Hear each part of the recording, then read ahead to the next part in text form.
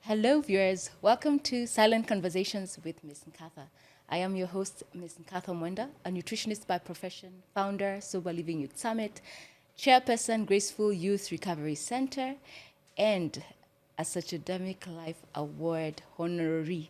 You may notice something on the table. That is an award we got recently because of the awareness we are creating in this field of addiction, of substance use, and encouraging people all over the world. Today, I'm so excited to host a man that I have met in the space. His story has been an encouragement, not only to me, but even in the places we go visiting in different treatment centers, rehabilitation centers. He is everywhere, even on TikTok, giving sound advice.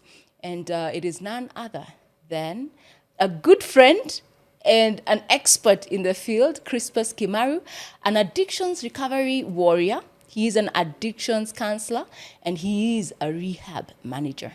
Welcome to the show. Thank you. Yeah. Asante sana. It's an honor being here. And you have a beautiful set, by the way. Thank you. Ulifikaje huko? Ni God. Ni God, eh? Wewe tupatie the tricks. Yeah? You know, we have been to different stations. And nakumbuka tulitembea pale Moroto together. Yeah. We were hosted by Nkatha, Yes, by Nkatha. Pastor T. And now you're here. No, I'm on your show. I'm getting You're nourished. going places. Thank you. Yeah. It has to be done. You know, when you have gone through challenges, Yeah. and you have overcome, say, the shame, you're not feeling the stigma that was there because of what it comes with, then what else can you do but add your voice? And that's what I've noticed you do. You Yes. give scenarios of your life Yeah. and give solutions on TikTok. Yes, I am. Tell us a little about yourself, because I know you're a family man. Yes, I am. Please, and other things. So tell us who Other you are. things. So I'm Chrispus Kimaru. I come from Nyeri, but I live in Kiambu. Okay, I work in Kiambu and Nairobi. Okay. I'm a father of two. I'm a rehab manager, and I'm an addiction counselor. But more importantly, I'm a recovery warrior. I've been through addiction. For 17 years, I struggled with addictions. And not only one addiction. I struggled with alcoholism. I struggled with sex addiction. And later, in recovery, I also struggled with gambling. And on top of all that, I'm a born-again Christian. And I'm here because God preserved me for a purpose. I didn't know. I thought I was just acing it through my addiction, sleeping in the trenches and ditches, but it was all God's plan. I have come to realize and accept that it was all God's plan. So today what I do, I raise awareness on addictions. Yes. I try psychoeducating people on socials, TikTok, Twitter. I'm very active on Twitter. Yes. Facebook also, and sometimes on YouTube, on mainstream media also, on shows like this with people who really care about addiction and the people who are going through addiction. I also focus a lot on families, spouses, and people who are not only affected, not the ones who are going through addiction, but those who are affected, because we say it's a family disease. So there is a group of people sometimes we forget. So I care about them, and I make sure that I try as much as possible to bring them into the conversation. Wow, that's amazing. And may God continue opening more and more platforms for you to reach more and more people. Amen. Because I know there's a lot that many people benefit from every platform that you share. I like the way you've mentioned family, because you also come from a family. 17 years in the trenches. Yes. You've said you have children, meaning you were married at one point. Yes. When I highlight those key issues over your life, it's because, like you have said, the family members, the society, the extended family, colleagues get affected when someone has a substance use disorder. And today, just like you have said, I think we were in the spirit. We want to talk about those people, the caregivers, the people who are around those people who are affected. Yes. Because I know I live that life.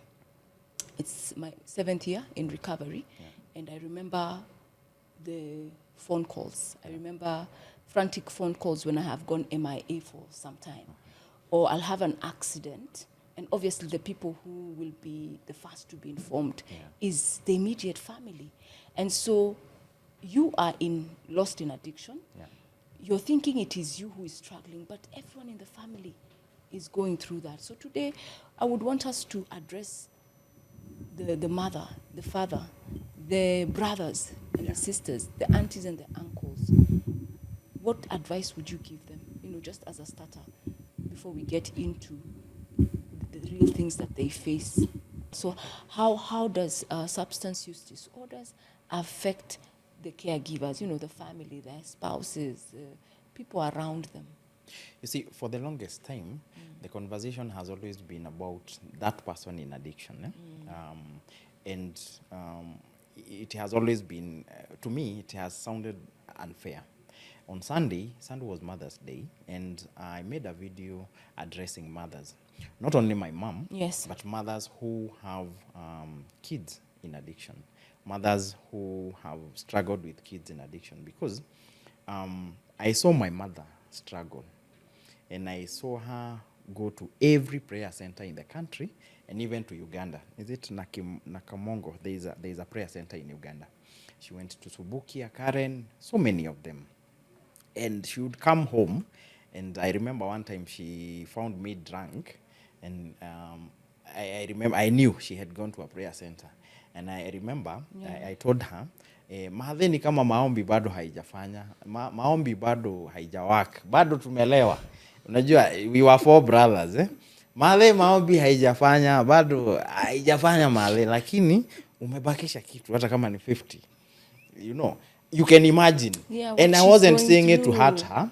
Because I remember when I was teaching, at one point I even gave her, I contributed to the fare for her to go to Uganda. Because I really wanted us to get help. Now, I was talking to the mothers, I was talking to the spouses who struggle with their partners who are in addiction. And I was telling them that they shouldn't stop caring, they shouldn't stop praying, because I was giving the example of my mother. She went from one place to another. My sisters, my 2 sisters and one of my nieces, they had a prayer group. The 4 of them now, including my mother, they would say novenas at night, they would pray, and I would hear about it.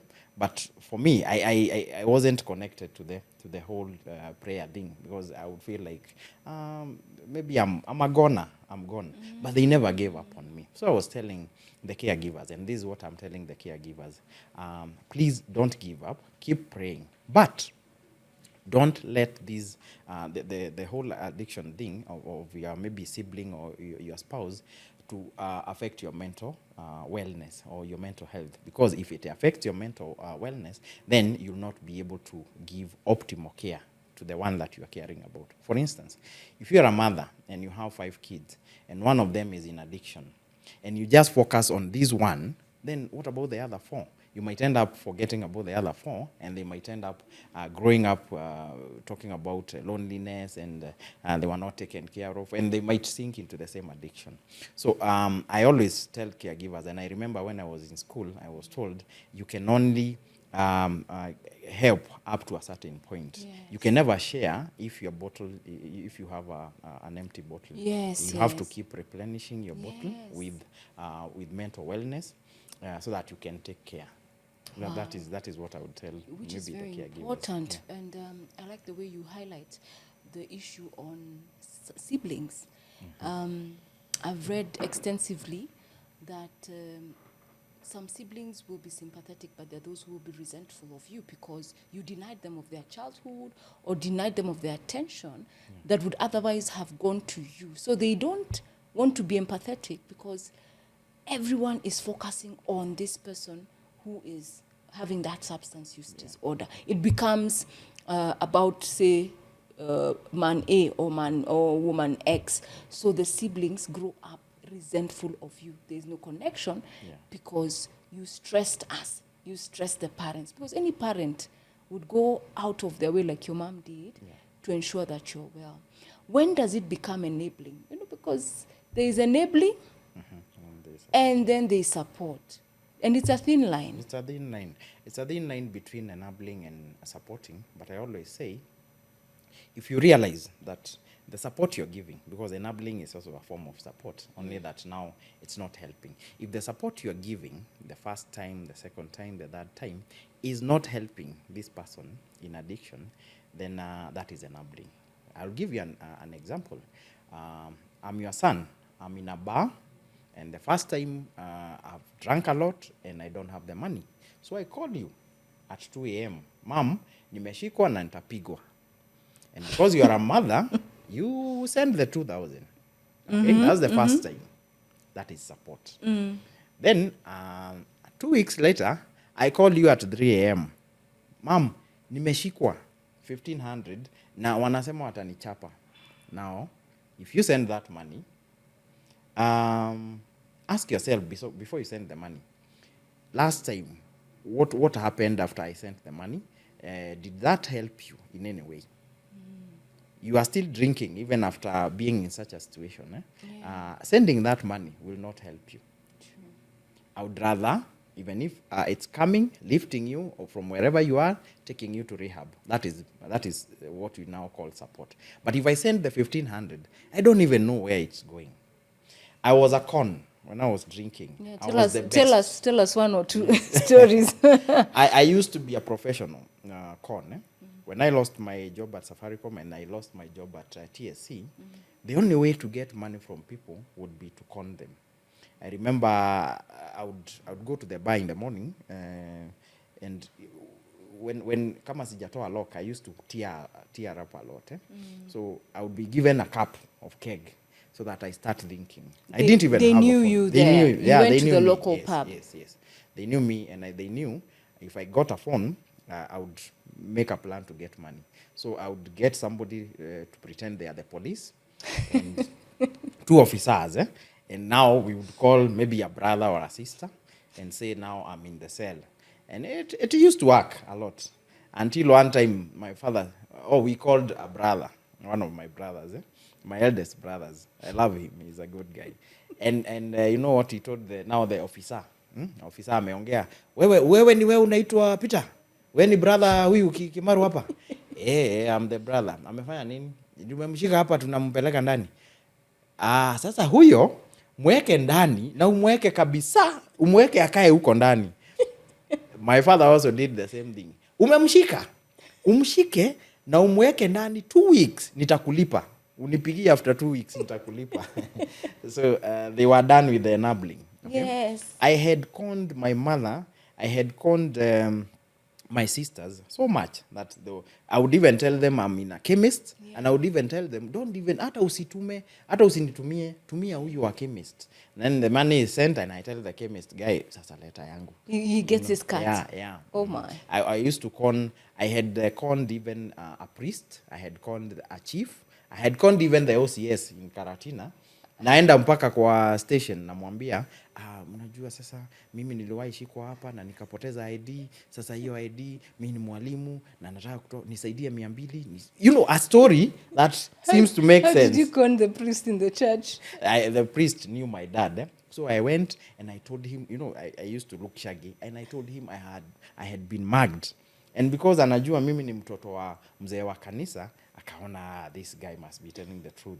I had asked for 200 and he gave me 500. Oh my. Of course. Now, by the time he was giving me the money, I was shaking because, you know, for me, for the longest time, I used to count money in terms of keg cups. 1 keg cup is 30 shillings. So 500, for me, it was even mind-boggling because I'm dividing 500 by 30 shillings. That is almost, you know, like how many cups. And will you drink it on the same day, or is it going to be, are you thinking in terms of one sitting? Hours. Because I have, you know, I owe other people who have ever bought me. And in the bar, because I was suffering from low self-esteem, Yes. I had to buy other people. Oh, it's typical. Yeah. And in any bar, I would have a debt. So if I went to the bar, the first thing would be, mwalimu, lipa, either 100. So I would pay And you know, now that I have 500, you think I don't have money. Unafikiria sina pesa? Pewa na upewe na upewe. So 500 is gone within an hour. So back to family. Yeah. By the time I was getting out of addiction, if I would call any family member, they would tell me, Chris, isikuwe ni mambo ya pesa. Yeah. That was how it used to be. Yeah. And my mom now tells me most of the times when they had a family gathering or anything, they would start talking about me and my brothers. And the other family members would also get tired. Kwani kila saa ni mambo ya Chris na hao wengine si wakunywa pombe. And that is a genuine concern. I've ever gone for an intervention where in a family of 4, the siblings asked, Mom, kwani ni huyu tu tutakuwa tuna kila saa? Umempeleka wapi majuu nini? He has been deported. Kwani we are not your kids? And that was an eye opener. And I told the mother later, now you see, now what you have been doing is enabling up to a point where now the family, the other kids are complaining. So you need now to toughen up. You need to offer what we call tough love. Yes.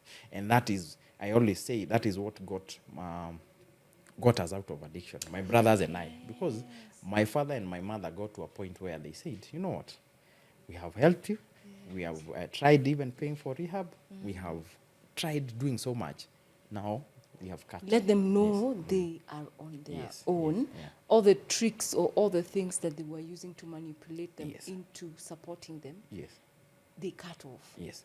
And they weren't cutting off their love. No. If we needed food, they would give us food on condition that unapewa food, because we were thieves. We would even steal. So unapewa food pale, ni hivyo. You have somewhere to sleep, that's it. And I always tell the caregivers, even today, hata kama ameiba kutoka kwenu, just provide somewhere for him to sleep or for her to sleep. Give them food. You never know. That act of kindness, that act of love is what could change them. Because I remember even being in the bar, even at 5 or 6 in the morning, and I'm shaking and I'm trying to borrow a drink or beg for a drink, I would still, at the back of my mind, I resented everyone. I had resentment for everyone in my family. Yes. Of course, it was irrational thinking, cognitive distortions. But I would also, at the back of my mind, I knew, were it not for my mom, I would maybe have starved. Because I would go beg and she would give me food. At no point did my mother ever tell me, go away.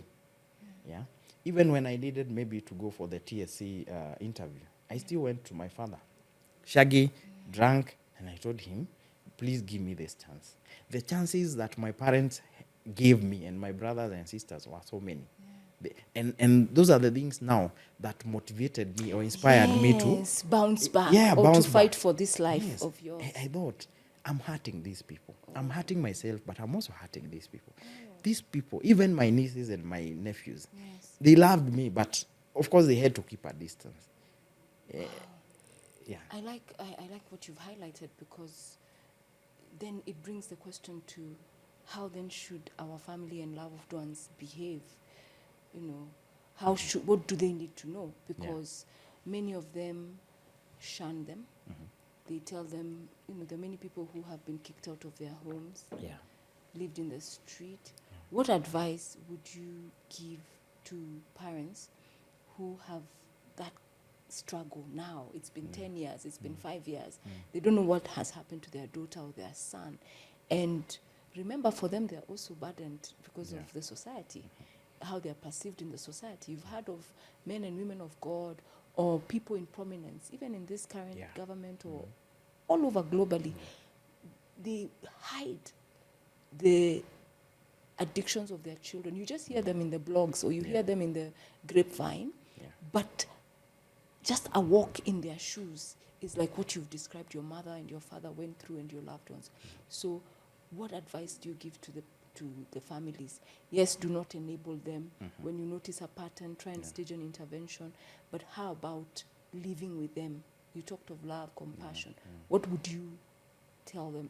In as hard as it is, because it is tough. It is tough. I know it's tough. Remember last year, I normally use this example. Last year, there is this Mzee from Muranga, Muranga or Kiambu. It was at his son's funeral, and he spoke up. And one of the things that I noted is, at no point did that mzee say that we chased our son away. He was saying we tried all we could, but it was beyond us. He did that. And he told the friends, stop saying that your friend was okay. He was not okay. Stop glorifying him. He was not okay. As a family, we tried. Now, I always ask parents, if you are to stand at your son's or your daughter's funeral, would you stand confidently and say you tried fully? You tried and tried, or did you shun them at the first instance? Okay. So beyond that, I always tell caregivers, whether you are a spouse, whether you are a mother or a father, or even a sibling, first of all, educate yourself about this whole addiction thing. For the longest time, Nkatha, we have always looked at addiction from a moral point of view. Wewe ni mtu mbaya. That's why you are taking cocaine. That's why you are smoking bangi. That's why you are in addiction. Yeah. Chris, wewe ni akili uliruka ama ni nini? That is what I used to hear. And for the longest time, I moved away from church because I felt like church should be welcoming me. Yeah, religion should be welcoming me, but I felt like I was being pushed away by the same religion. So if we move away from the moral point of view and look at this as a disease, it becomes easier for the family. And that's why when I do family interventions, I normally start by psychoeducating the family for them to understand that addiction, si ati Chris anapenda kuwa kwa hiyo pombe. You would even find grown men like me crying in the bar because it's 2 a.m. I don't even have alcohol. I don't have a place to sleep. And it's not that I love this lifestyle. I'm a graduate. I would see a lawyer there, a policeman. It's not that they loved that. But because of one reason or the other, they are not able to seek help. So if you educate yourself, and maybe the other caregivers in the family, you empower yourself to handle this issue differently. Wonderful. That brother of yours, that sister of yours who is on the street, that brother of yours who you haven't talked to for 5 or 6 years because wamefutwa job, they have stolen from you, they have beaten your dad, they have insulted your dad. When you start looking at it from a point of view that this is a medical issue, this is not a moral issue, then it becomes easier for you to approach them.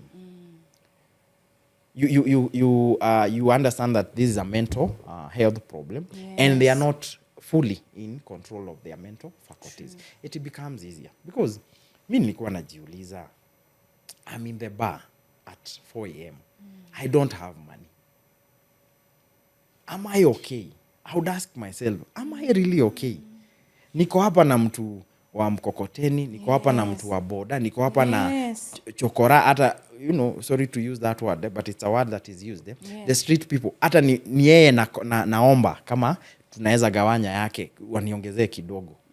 And I'm a graduate, somebody who used to work for the biggest blue chip company in the country, somebody who was working for the government. Alafu sasa nagawanya pombe na everyone. I would ask myself, am I okay? Okay.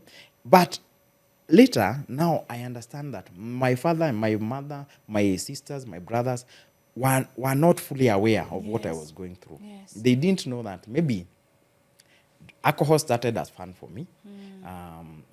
Maybe it started bangi, cocaine, heroin. It starts as fun for everyone. But it gets to a point where now you have rewired your brain fully to a point that you are not in control anymore. When families now understand that, it becomes easier for us, even as addiction counselors, to help. We can now reach out together with the family.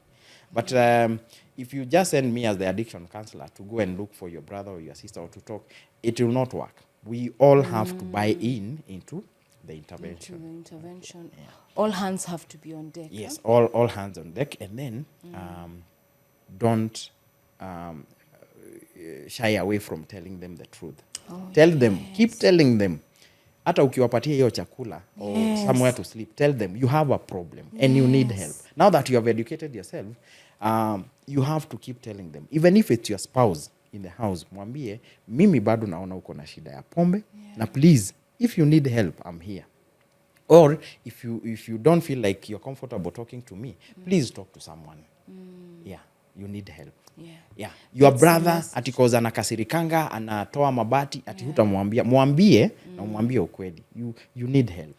Because I realize even through my journey, many people would hush around. Yes. So that many years in my experience, it has been, oh, Nkatha, you mean you stopped drinking? And enyewe, you used to drink too much. Why didn't you tell me last? Why didn't you tell me those days? There were very few people, but then remember, also the ones who were frank, those are the people you would run away from. You don't want such hard, you don't want such hard truths, because someone would be like, "Ay, what are you doing in the bar? Now any mama." Or don't you have work tomorrow? Or don't you have this and this?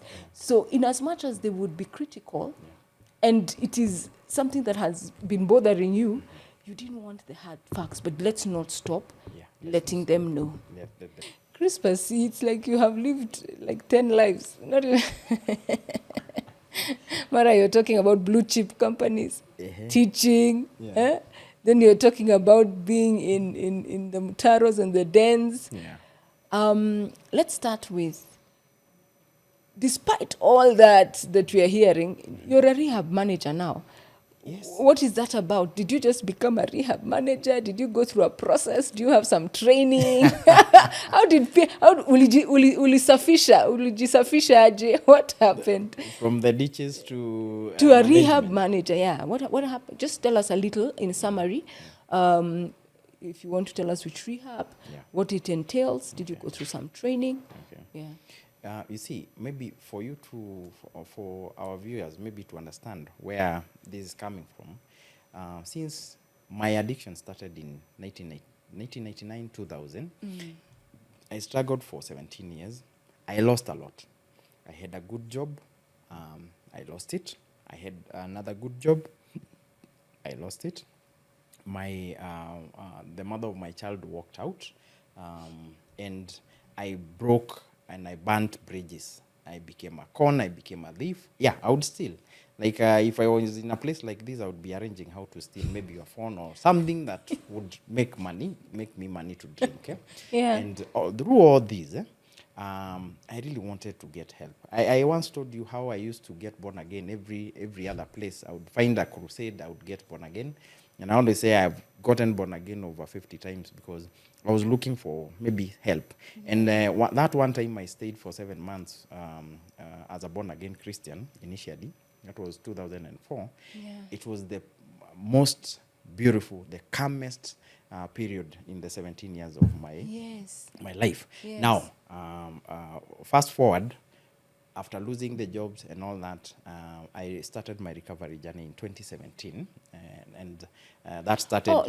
So the 7 months you were born again, you never drank anything. I never drank. So then, just that one drink took you back. I relapsed. I relapsed, and I found myself in a toilet somewhere. I was at Moi University. I don't know how I ended up in the toilet, and it was locked.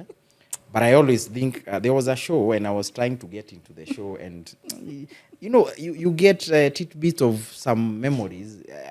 My life was like a blur for those 17 years. I remember some things. I can't fully recall exactly what happened. Okay. So continue. So,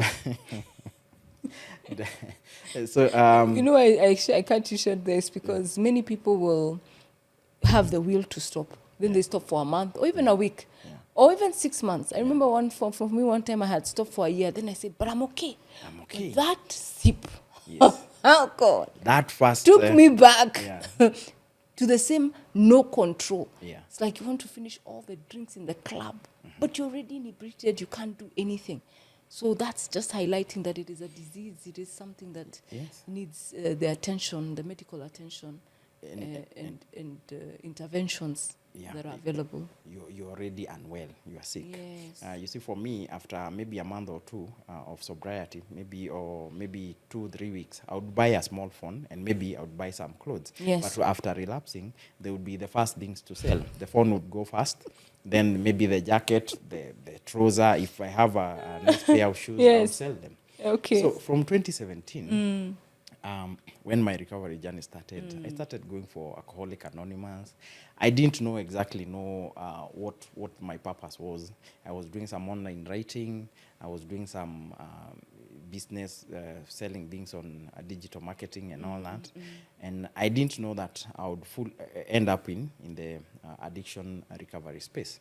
But when I started talking about my recovery journey, I realized that there was a need. People needed to know about how addiction or what addiction does to people. And I felt like I wasn't fully sufficient. I wasn't fully competent without maybe some background education. And I went back to school. I did an addiction counseling course, a diploma, and I have continued adding to that. With right now, I'm doing an ICAP. It's an international certification for addiction counselors, and it's a tough one. And congratulations! I saw when you were graduating, they were saying best student, best male student. Can you imagine? I mean, congratulations! Thank you. And that is the knowledge now that I bring on the table. Okay. Not only in addition to my lived experience, Yes. I have now some background in training. Yes. I'm able to protect my clients. I'm able to handle them better because they come first in the counseling room, in the counseling process. They come first. I am able to protect them, and also I'm able to handle even their families better than I was doing before. And I started working with rehabs, and I identified one of the rehab directors in Kiambu identified me, and she called me. She's Rachel Mbogwa, and the rehab is Resolutions Recovery Center. We were initially at Maroroi, but we moved to Wangige, a place called Karura Kanyongo. That is on the Western Bypass on your way to Kikuyu. And it's a rehab with a capacity of up to 40. Wow. Yes, and certified, accredited by Nkatha. Yes. And actually, they are supposed to come again and check our facility. Yes. Unfortunately, the floods have messed us up, but it's just something temporary. We are still persevering. Yes. We have over 15 clients at any time. Yes. And we have seen people come through the process, the program, including my brother, one of my brothers. And he's sober. He's now going to 7 months sober. Amazing. And I'm so happy because my parents trusted me, the rehab manager and the counseling team, with the process. And how many are we praying for to get better? Right now I have 13. Oh. No, I'm saying in terms of your brothers.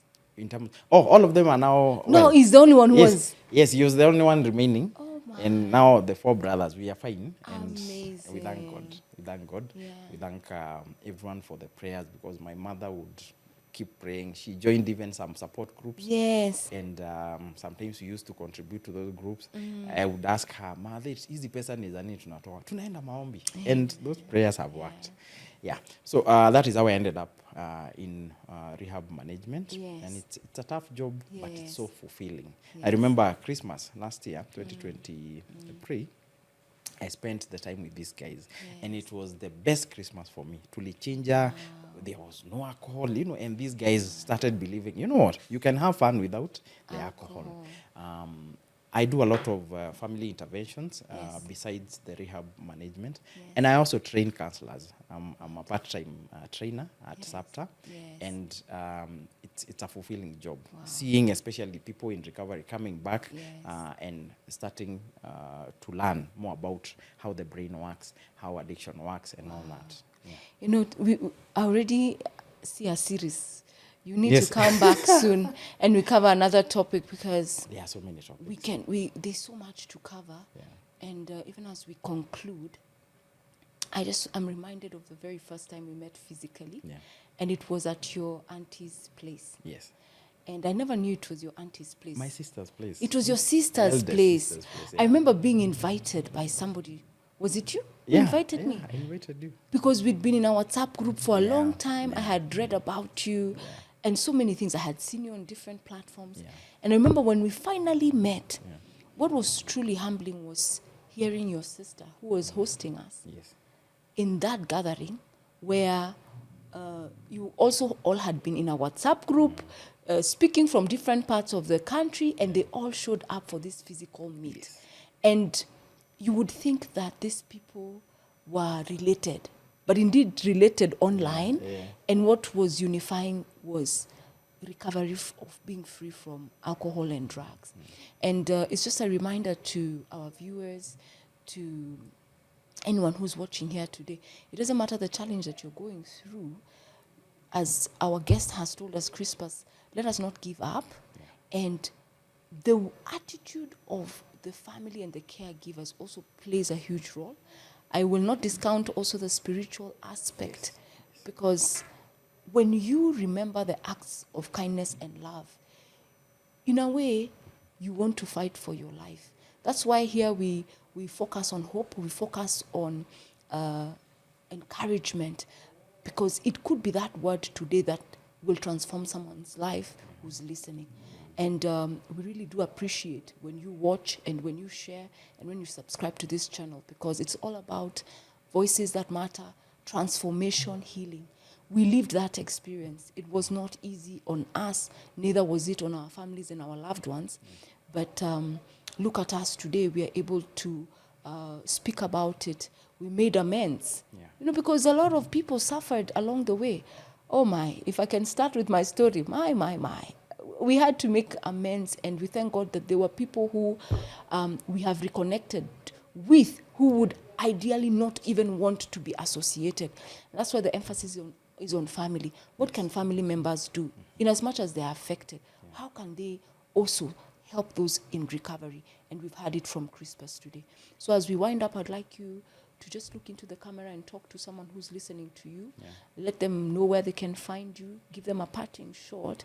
And Okay. If you are in addiction, right now, uko hapo na kakeg, uko na cup hapo, you are rolling a joint, and you really want to get out of it. You're in gambling, uliwekelea jana, umefukuza hii ya vita, kandege kanaenda juu kanaanguka, you are still chasing it, and you really need help. You first start by owning up that you have a problem. The moment you own up, and Nkatha will tell you, anyone in recovery will tell you, the moment you own up that you have a problem, that's when the help starts coming. True. Okay? So once you own up, speak to someone. Don't die alone. I think that's my parting shot. Don't die alone. There are people who are willing to listen and even help. Okay? It doesn't have to be your family. It can be someone in recovery, like myself, like Nkatha, and many others. There are so many support groups you can join, and there are no payments for the support groups. You can join the support groups and then start walking the journey. You just have to have that resolve that I'm done with my past life. And then, of course, remember, once you remove the alcohol, what are you going to fill it with? You have to reconnect with your higher power. You have to reconnect with your God. You have to now nourish your spirituality. It's one of the things that keeps us in recovery. And finally, I have never seen anyone quit alcohol or any other drugs and stayed at the same place. There's always an upward trajectory. Remember that. Have you ever seen one? No. I've never seen someone stagnate. Health gets better. Yeah, health. Memory. They get a job, they start a business, they get married. And they are responsible. They remarry. Congratulations. Life goes on. They start taking care of their daughters and sons. Hakuna deadbeats anymore. You are not a deadbeat. Hata kama ulimtupa 20 years ago, you go back and say, I'm sorry. Oh my goodness. Family, love. You know, when I go to our family gatherings these days, I'm not the drunk uncle anymore. I'm the comedian, the drunk comedian. I go there as an uncle, who is present. Yes. You won't make noise or dance or I mean, just you're respectful. You know, because you're there. And everyone is happy. So there is hope. You just need to own up. Remember that. Yes. And for families, don't give up. Keep praying. Keep helping. As long as you don't, again, affect your mental health. That's all. Wow. Viewers, I want to really thank you for watching us and watching our that amazing story, and just to see the milestones you have achieved. You know, 17 years, all washed down, but I believe those 17 years were strengthening him. He's obviously, that experience of 17 years has also helped him to be who he is today. It has opened opportunities for him, and we can only wish Chrispus Kimaru all the best. I know you're on social media. Just tell the people where they can get you. My number is 0726 619 079. That is 0726 619 079. On socials, just search Chris Kim Recovery. On TikTok, Twitter, YouTube, Chris Kim Recovery. You'll find me. Yeah, Chris Kim Recovery. Wow, that will get you to me. Yeah. Wow. Until next time, this is Silent Conversations. I'm your host, Nkatha. The anchor scripture is in Jeremiah chapter 17, verse 14, that says, "Heal me, O Lord, and I will be healed. Save me, I will be saved, and I will give you the praise." There is nothing that is too hard for God. If he's done it for Chris, he can do it for you too. Yes. God bless you.